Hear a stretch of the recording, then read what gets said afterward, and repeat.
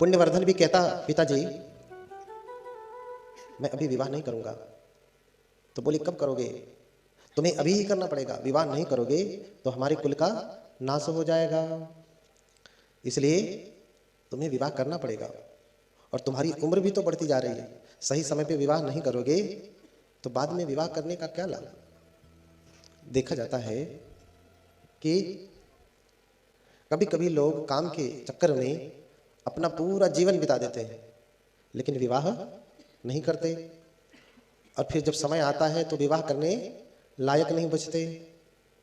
हाँ, सरकार ने भी सरकारी मानक जो है उसके अनुसार भी स्त्री लड़की 18 वर्ष की हो गई और लड़का 21 वर्ष का हो गया तो विवाह कर लेना चाहिए, उससे पहले नहीं, उसके बाद किया जा सकता है। लेकिन बाद में भी इतना नहीं कि 50 साल बाद करें, 50 का हो जाए तब करें, यानी अब हो गए विवाह योग्य। तो नौकरी के चक्कर में कभी कभी विवाह भी बहुत विलंब से होता है, और जब विलंब से विवाह होता है तो वैवाहिक जीवन सुखमय नहीं होता। कहो पुत्र ही न पैदा हो, हाँ, संतान ही न हो, या तो बहुत धनवाला लड़का है तो कम आयु की लड़की हो गई तो भी विवाह हो जाता है पैसे की वजह से, लेकिन फिर भी जीवन सुख में नहीं रहता, फिर भी जीवन सुख में नहीं होता, क्योंकि पति जल्दी से बूढ़ा हो जाता है, पत्नी जवान रह जाती है, तो झगड़ा होना तो तय है। पुण्यवर्धन से कहते कि तुम्हारी आयु हो गई है, अब तुम्हें विवाह कर लेना चाहिए। बार बार कहने के बाद पुण्यवर्धन गुस्सा में आता, कहता ठीक है, अगर विवाह करने के लिए कहते हैं तो ऐसी लड़की ढूंढ करके लाइए जो 5 प्रकार से कल्याणकारी हो। कौन कौन से 5 प्रकार के कल्याणकारी? कहता है कि अट्ठी कल्याणम, अस्थि कल्याणकारी हो, मंस कल्याणम, छवि कल्याणम, वय कल्याणम और अपवित्र कल्याणम। तो अट्ठी कल्याणम क्या है? बोले ये 5 कल्याण क्या है? बोले अस्थि कल्याण वो है कि जिसकी अस्थियां अर्थात जो कन्या लड़की शरीर से बहुत मजबूत हो। शरीर की मजबूती कहां से पता चलती है? कितना मजबूत है शरीर कैसे पता चलता है? जिसका दांत मजबूत होता है, पहले ही कीड़े लग गए हो तो शरीर भी बीमारी वाला ही है। इसलिए अस्थि कल्याण, जिसके दांत क्या हो?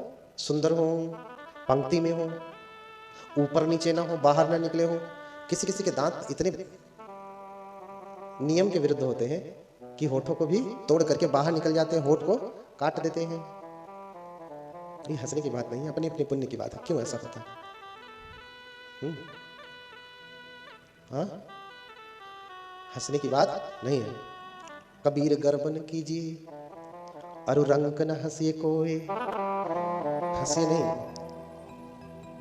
हाँ, अजहु नाव समुद्र में ना जाने का होए, हंसिए नहीं। आज भी आपकी नौका समुद्र में है, इस भव सागर में है, कब डूब जाएंगे कुछ पता नहीं।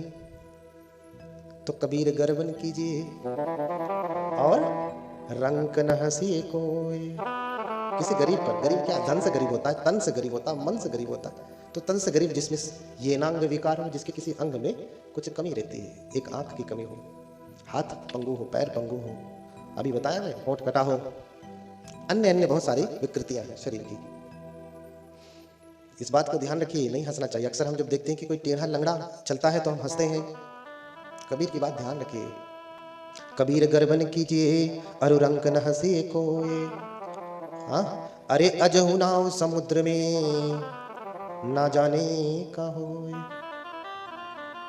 उसका तो जन्मजात टूटा है, क्या भरोसा आज ही आपका एक्सीडेंट होकर के टूट जाए। इसलिए हंसे नहीं। तो अति कल्याण क्या है? जिसके दांत पंक्ति में हो, सुंदर हो, सफेद हो, मोती जैसे हो, चमकते हो। क्योंकि दांत कौन से सुंदर लगते हैं? मोती जैसे। किसके किसके दांत मोती जैसे हैं? हाथ उठाए, स्त्री पुरुष दोनों। किसी के दांत मोती जैसे हैं?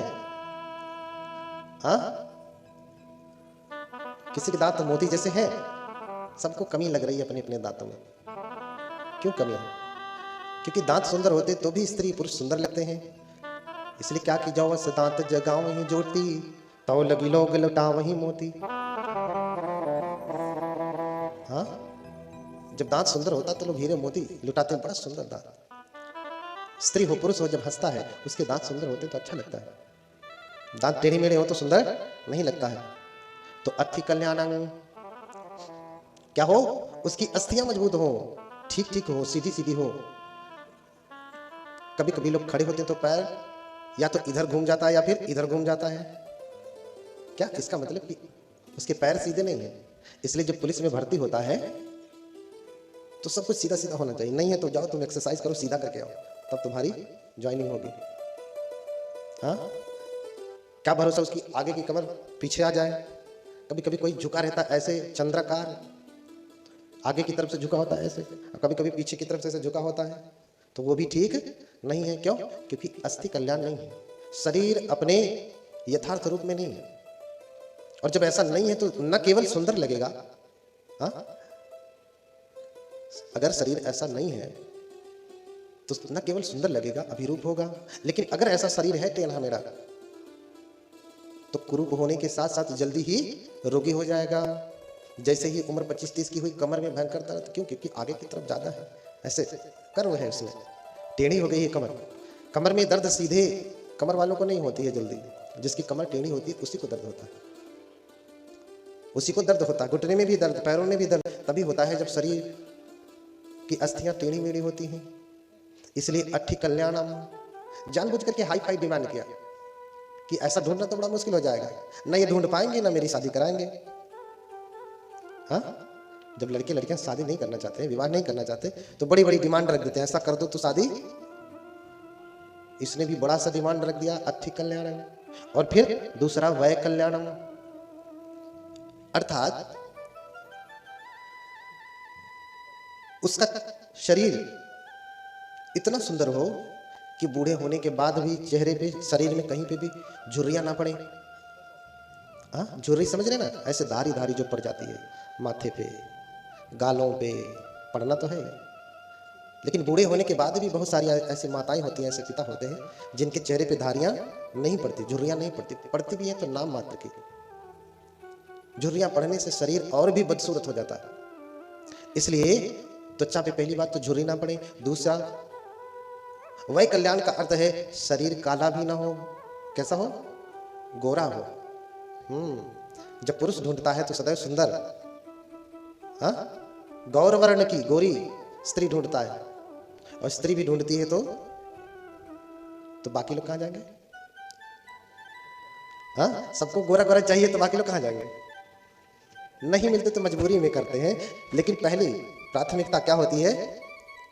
प्राथमिकता क्या होती है कि पहले गोरी मिले, गोरा मिले। नहीं मिला तो फिर क्या करें? इसलिए वय कल्याणम, अर्थात त्वचा सुंदर हो। न सिर्फ सुंदर हो, दाग धब्बों रहित हो। सिर्फ शरीर गोरा होने से कुछ नहीं होता। क्या हो? दाग धब्बों रहित हो, बिना दाग का हो, बिना धब्बों का हो, बिना किसी त्वचा की विकृति के हो। हाँ, बिना किसी त्वचा की विकृति का हो, इसे कहा वय कल्याण। न सिर्फ बेदाग हो अपितु उसकी त्वचा स्निग्ध हो।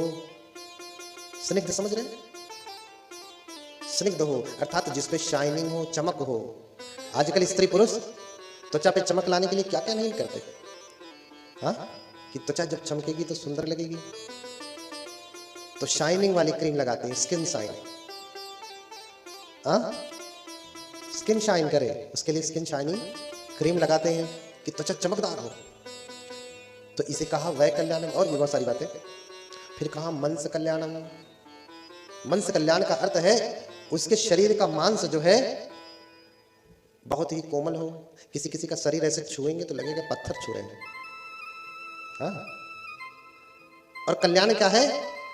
शरीर के ऊपर वाली त्वचा, जिसे हम एपिडर्मिस कहते हैं, ऊपर की त्वचा नीचे के मांस से पृथक हो। ऐसे पकड़े तो इस चमड़ी जो है पकड़ सके, ऐसे त्वचा की भी हो और पूरे शरीर की भी हो। किसी किसी की त्वचा जो है मांस के साथ चिपकी हुई होती है, मांस के साथ चिपकी हुई होती है, और जब मांस के साथ चिपकी हुई होती है तो त्वचा अच्छी नहीं होती। देखो ये सब वर्णन बहुत पहले ही त्रिपिटक में है, ये सब सौंदर्य का वर्णन कि कैसा कैसा सौंदर्य होता है। आज आप जिसे ढूंढ रहे हैं इन सब का वर्णन बहुत पहले ही त्रिपिटक में है।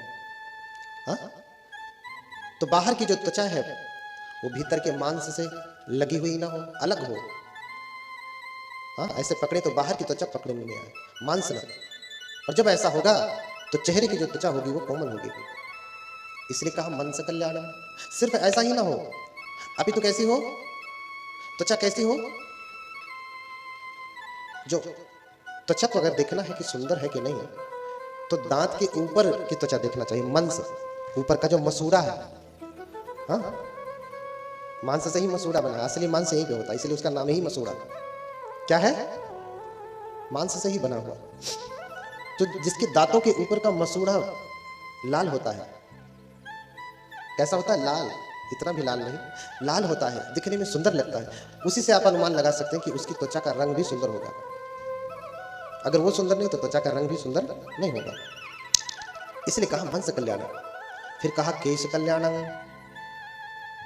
क्या हो, केश कल्याण, इसे केश कल्याण कहा। केश कल्याण, कौन नहीं चाहता कि घने घने बाल हो, बड़े बड़े बाल हो, लंबे लंबे बाल हो। तो जब वो स्त्री खड़ी होवे तो उसके बाल इतने लंबे हो कि एड़ी तक लटक करके आ जाए। बाल कितने लंबे हो, इतने लंबे हो कि एड़ी तक लटक करके आ जाए। उसकी वलयाकृति कमर के नीचे तक बने। समझ रहे ना, जैसे वलयाकृति समझ रहे हैं, जैसे गन्ना होता है, गन्ने में नीचे से देखिए जहां तक मीठा होता है वहां तक का ही उपयोग होता है, बाकी सिर्फ मात्र सुंदरता के लिए होता है। बाकी उसमें फिर पत्तियां लगने लगती हैं, फिर ऊपर एकदम जाइए तो पूरी पत्तियां ही होती हैं शीर्ष भाग पे। ऐसे ही आप समझिए ये जड़ भाग है गन्ने का बाल, और नीचे से पत्तियां ही पत्तियां। ठीक है, गन्ने का आधे से थोड़ा सा अधिक भाग ही उपयोगी होता है, बाकी का भाग उपयोगी नहीं होता है। तो अगर बाल काटना हो तो वहीं से काटा जाता है।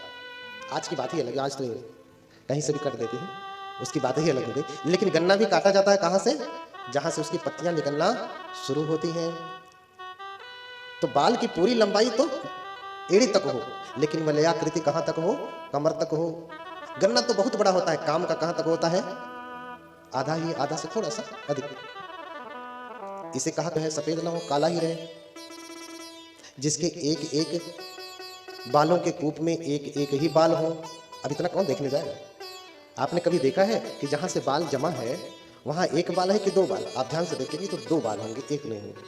ऐसा बहुत विरल ही लोगों को होता है, और जिनको होता है उसका बाल झड़ता नहीं, जड़ से पकड़ा हुआ होता है, झड़ेगा नहीं। खींचेंगे तो ऊपर से ही टूट जाएगा, लेकिन जड़ से उखड़ेगा नहीं, जड़ से उखड़ेगा नहीं। तो एक एक बाल हो, एक एक बालों के कूप में। हाँ, इसे कहा केश कल्याण। और केश कल्याण सिर्फ इतना ही ना हो, केश कल्याण सिर्फ इतना ही ना हो, बाल घने भी हो, घने। क्या हो, बाल घने हो। अगर बाल लंबे ही हो जाएं लेकिन घने ना हो तो भी सुंदर नहीं होंगे। ये सब केश कल्याण के लक्षण है, बहुत सारे और भी लक्षण। इस प्रकार से कुमार ने, पुण्यवर्धन ने इतनी हाई फाई डिमांड किया कि ना ये ढूंढ पाएंगे ना मेरा विवाह होगा। तो पुण्यवर्धन के पिता मिगार, वो भी एक श्रेष्ठी है, तो 10 ब्राह्मणों को नियुक्त करता, योग्य ब्राह्मणों को, जो इन गुणों के जानकार थे। तो जाते हैं, कहते हैं कि पूरे जम्बूद्वीप में ढूंढते ढूंढते ढूंढते उनको कोई स्त्री नहीं मिली जिसके भीतर ये पांचों कल्याण हो, पांचों लक्षण हो, पांचों गुण हो। अंततः जब वो साकेत पहुंचते हैं